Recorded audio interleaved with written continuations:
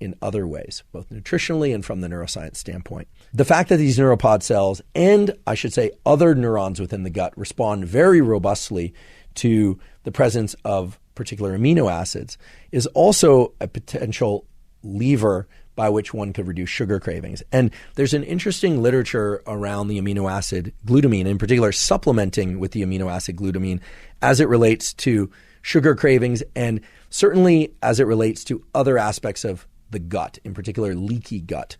The use of supplemental glutamine to try and treat leaky gut is not a new phenomenon. There are other approaches too, of course, but there are many people who are experimenting with supplementing with glutamine several grams per day, often even 5 grams distributed through 3 or 4 different servings throughout the day as a way to blunt their sugar cravings.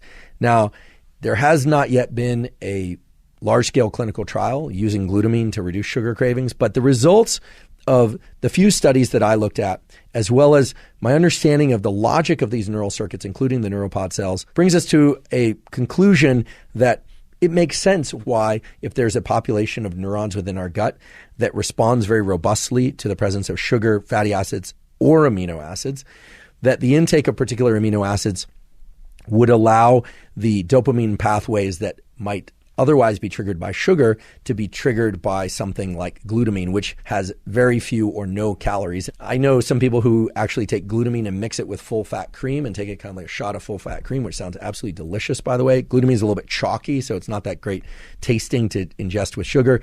I should mention that if you do try and take this approach of ingesting glutamine to reduce sugar cravings, you want to increase the amount of glutamine that you take somewhat gradually. It can create some gastric distress if you just, I certainly wouldn't take a big tablespoon of it, throw it in water and chug it down 3 times a day. Please also realize that there's an entire literature devoted to the potential hazards of increasing glutamine if you have a pre-existing cancer. So if you have cancer or you're cancer prone, I would really discourage you from this approach. And in any case, as always, talk to your doctor. Now, there are other ways to reduce sugar craving, and there are certainly ways to reduce the sharp rise in blood glucose that can occur when we ingest sugary sweet foods or even just an abundance of carbohydrate foods.